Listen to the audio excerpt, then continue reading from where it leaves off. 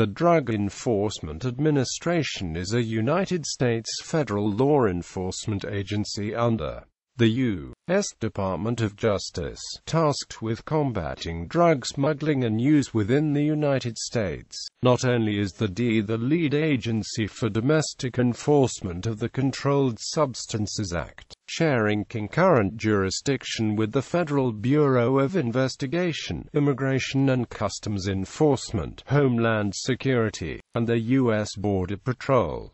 It has sole responsibility for coordinating and pursuing U.S. drug investigations both domestic and abroad. History and mandate. The Drug Enforcement Administration was established on July 1, 1973, by Reorganization Plan No. 2 of 1973, signed by President Richard Nixon on July 28.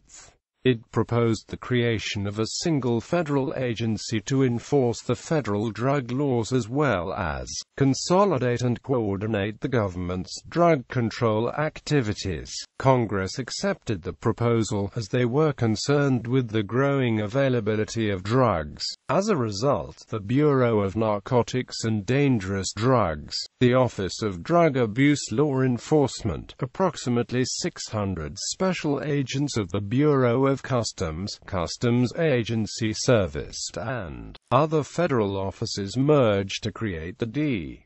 From the early 1970s, D headquarters was located at 1405 I Street, Northwest in downtown Washington, D.C. With the overall growth of the agency in the 1980s and a concurrent growth in the headquarters staff, D began to search for a new headquarters locations in Arkansas, Mississippi, and various abandoned military bases around the U.S. were considered. However, then Attorney General Edwin Meese determined that the headquarters had to be located in close proximity to the Attorney General's office. Thus, in 1989, the headquarters relocated to 600 to 700 Army-Navy Drive in the Pentagon City area of Arlington, Virginia, near the metro station with the same name. On April 19, 1995, Timothy McVeigh attacked the Alfred P. Murrah Federal Building in Oklahoma City because it housed regional offices for the FBI, Bureau of Alcohol, Tobacco, Firearms and Explosives,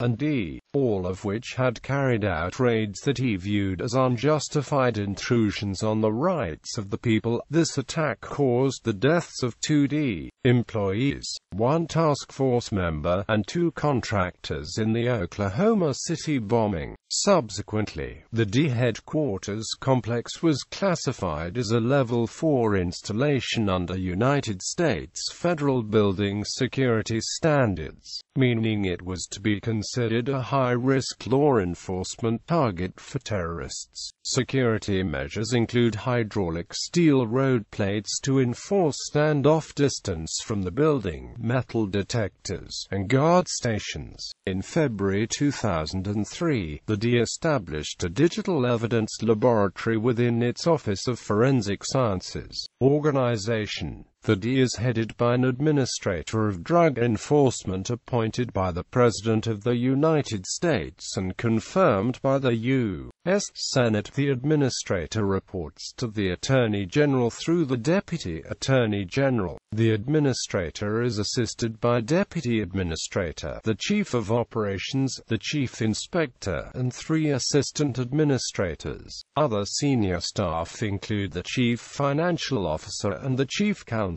The Administrator and Deputy Administrator are the only presidentially appointed personnel in the D. All other D officials are career government employees. DEA's headquarters is located in Arlington, Virginia, across from the Pentagon. It maintains its own D Academy located on the United States Marine Corps base at Quantico, Virginia, along with the FBI Academy. It maintains 21 domestic field divisions with 227 field offices and 86 foreign offices in 62 countries. With a budget exceeding $2 billion, DEA DEA employs over 10,800 people, including over 5,500 special agents and 800 intelligence analysts. Becoming a special agent or intelligence analyst with the DEA is a competitive process. Structure: Administrator, Deputy Administrator, Human Resource Division, Career Board, Board of Professional Conduct, Office of Training, Operations Division, Aviation Division, Office of Operations Management, Special Operations Division, Office of Diversion Control, Office of Global Enforcement, Office of Financial Operations Intelligence Division, Office of National Security Intelligence, Office of Strategic Intelligence, Office of Special Intelligence, El Paso Intelligence Center, OCDETF Fusion Center, Financial Management Division, Office of Acquisition and Relocation Management, Office of Finance, Office of Resource Management, Operational Support Division, Office of Administration, Office of Information System, Office of Forensic Science, Office of Investigative Technology, Inspection Division, Office of Inspections, Office of Professional Responsibility, Office of Security Programs, Field Divisions and Officers. Special agents. As of 2011, there were 4,890 agents employed by the Drug Enforcement Administration. The agent's starting salary is $49,746, $55,483. After 4 years working as an agent, the salary jumps to above $92,592. After receiving a conditional offer of employment, recruits must then complete 19-week rigorous training, which includes lessons in firearms proficiency, weapons safety, tactical shooting, and deadly force decision training. In order to graduate, students must maintain an academic average of 80% on academic examinations, pass the firearms qualification test, successfully demonstrate leadership and sound decision-making in practical scenarios, and pass rigorous physical task tests. Upon graduation, recruits earn themselves the title of D Special Agent. The D excludes from consideration job applicants who have a history of any use of narcotics or illicit drugs. Investigation usually includes a polygraph test for special agent, diversion investigator, and intelligence research specialist positions. Applicants who are found, through investigation or personal admission, to have experimented with or used narcotics or dangerous drugs, except those medically prescribed, will not be considered for employment with the Drug Enforcement Administration. Exceptions to this policy may be made for applicants who admit to limited youthful and experimental use of marijuana. Such applicants may be considered for employment if there is no evidence of regular, confirmed usage and the full field background investigation and results of the other steps in the process are otherwise favorable. The DEA's relatively firm stance on this issue contrasts with that of the Federal Bureau of Investigation, which in 2005 considered relaxing its hiring policy relevant to individual drug use history. Aviation Division. The Aviation Division or Office of Aviation Operations is an airborne division based in Fort Worth Alliance Airport, Texas. The current OA fleet consists of 106 aircraft and 124 D pilots. The D shares a communications system with the Department of Defense for communication with state and regional enforcement independent of the Department of Justice and Police Information Systems, and is coordinated by an information command center called the El Paso Intelligence Center, near El Paso, Texas. Rapid Response Teams and Special Response Team. Rapid Response Teams are the enforcement arm of the DEA's drug flow attack strategy. The stated mission is to plan and conduct special enforcement operations, train, mentor, and advise foreign narcotics law enforcement units, collect and assess evidence and intelligence in support of U.S.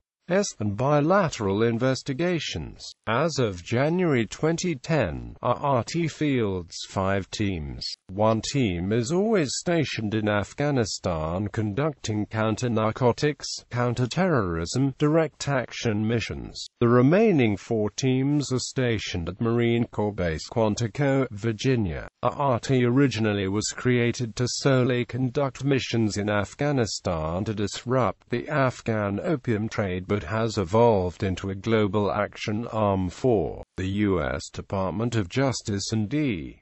Selection for RRT is extremely difficult. Attrition rates are usually above 50%. Selection is rumored to last 8 weeks, where events such as timed runs, timed rucksack marches, obstacle courses, land navigation and many other events are conducted daily. Once selection is complete, advanced training begins with emphasis in small unit tactics and close quarters battle. To prevent candidates from pacing themselves and ensuring they give a maximum effort, candidates attending RRT selection are not informed of the standards for each event, only whether they have passed or failed. RRTs are D full-time tactical teams. D recently created its Special Response Team program to augment the tactical operations in the field. D has 21 part-time SRTs on each of its domestic divisions. Special Operations Division. The D Special Operations Division is a division within the D, which forwards information from wiretaps, intercepts and databases from various sources to federal agents and local law enforcement officials. The SOD came under scrutiny following the 2013 mass surveillance disclosures. Budget. The D budget was directed toward 3 of 5 major goals of U.S. drug eradication, demand reduction via anti-legalization education, training for law enforcement personnel, youth programs, support for community-based coalitions, and sports drug awareness programs. Reduction of drug-related crime and violence, funding state and local teams and mobile enforcement teams, breaking foreign and domestic sources of supply via domestic cannabis eradication, suppression, domestic enforcement, research, engineering, and technical operations, the Foreign Cooperative Investigations Program, intelligence operations, and drug and chemical diversion control. Firearms. D agents' primary service weapons of the Glock 22 and Glock 23 in .40s and AMP-W caliber ammunition, and agents can also qualify to use the Glock 27 and SIG-Pro in .40s and AMP-W, and they also have the option of using the newly appointed Smith & Wesson M and AMP-P series pistol. Special agents may qualify with their own personally owned handguns, and certain handguns are allowed to be used with permission from the D. Firearms Office in Quantico, VA. Agents are required to attend tactical and firearms proficiency training quarterly, and to qualify with the handguns twice per year. The D has one of the toughest pistol qualification courses of fire in all of federal law enforcement, but the agency only provides 24 hours of non-remedial handgun live fire range training before requiring new agent trainees in the academy at Quantico to shoot it to qualify on their issued Glock 22, 40s and AMP-W service weapon. Basic agent trainees who fail the initial pistol qualification course of fire are placed in a remedial program to receive additional training. In remedial training, BATs receive 5 extra 2-hour range sessions, for a total of 10 more hours of live fire training on their issued sidearm for those BATs who are struggling with marksmanship, in order to further aid them in helping pass the pistol qual. After passing the pistol qualification, Basic agent trainees move on to receive formal training on the DEA's standard-issue long guns and will continue to frequently shoot their agency-issued sidearm that they have already qualified on. In all, BATs receive a total of 32 firearms training sessions when combining classroom instruction, gear issue, and pistol, rifle and shotgun live-fire training at the D Academy. They will shoot the qualification courses for all 3 weapons systems during their initial training, but must pass the final qualification attempts only on the Glock pistols in order to become a special agent. Passing the agency qualification course of fire on the rifle and shotgun are only necessary if D special agents actually choose to use those weapons operationally in the field. Trained to use shoulder-fired weapons, the Rock River LA-15, adopted in 2004, is the standard carbine of D. The Colt 9mm SMG was previously issued, but no longer in service. Agents are required to complete a 2-day proficiency course in order to carry a shoulder weapon on enforcement operations. They may carry a Rock River LA-15 or LWRCM-6A2 carbine as authorized, personally owned weapons, provided they meet the same training and proficiency standards. Although less prevalent since adoption of the LA-15, the Remington 870 shotgun is also in service with the D. Impact on the drug trade. In 2005, the D seized a reported $1.4 billion in drug trade-related assets and $477 million worth of drugs. According to the White House's Office of Drug Control Policy, the total value of all of the drugs sold in the U.S. is as much as $64 billion a year, giving the D an efficiency rate of less than 1% at intercepting the flow of drugs into and within the U.S. Critics of the D point out that demand for illegal drugs is inelastic. The people who are buying drugs will continue to buy them with little regard to price, often turning to crime to support expensive drug habits when the drug prices rise. One recent study by the D showed that the price of cocaine and methamphetamine is the highest it has ever been, while the quality of both is at its lowest point ever. This is contrary to a collection of data done by the Office of National Drug Control Policy, which states that purity of street drugs has increased, while price has decreased. In contrast to the statistics presented by the D, the United States Department of Justice released data in 2003 showing that purity of methamphetamine was on the rise.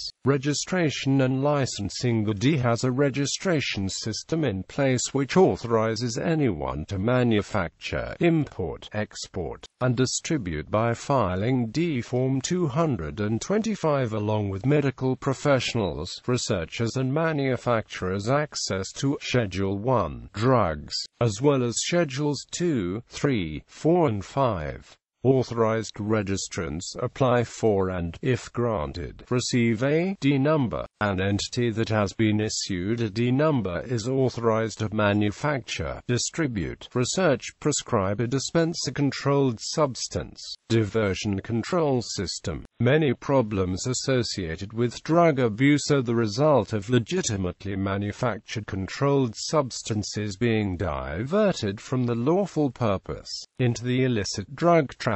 Many of the analgesics, depressants and stimulants manufactured for legitimate medical use can often carry potential for dependence or abuse. Therefore, those scheduled substances have been brought under legal control for prevention and population safety. The goal of controls is to ensure that these controlled substances are readily available for medical use, while preventing the distribution for illicit distribution and non-medical use.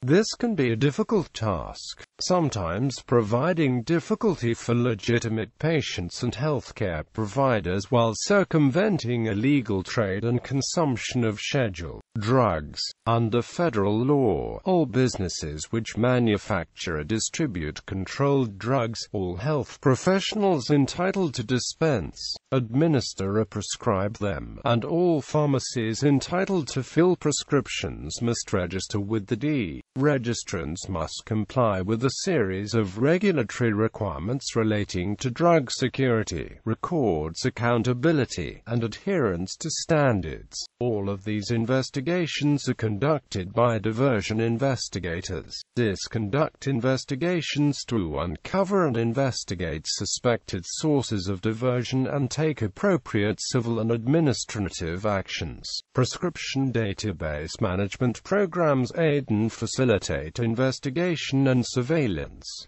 MDMA descheduling overturned. In 1985, MDMA and its analogues were under review by the American government as a drug for potential of abuse. During this time, several public hearings on the new drug were held by the D. Based on all of the evidence and facts presented at the time, the DEA's administrative law judge did not see MDMA and its analogues as being of large concern and recommended that they be placed in Schedule 3. The D administrator, expressing concern for abuse potential, overruled the recommendation and ruled that MDMA be put in Schedule 1, the Controlled Substances Act's most restrictive category.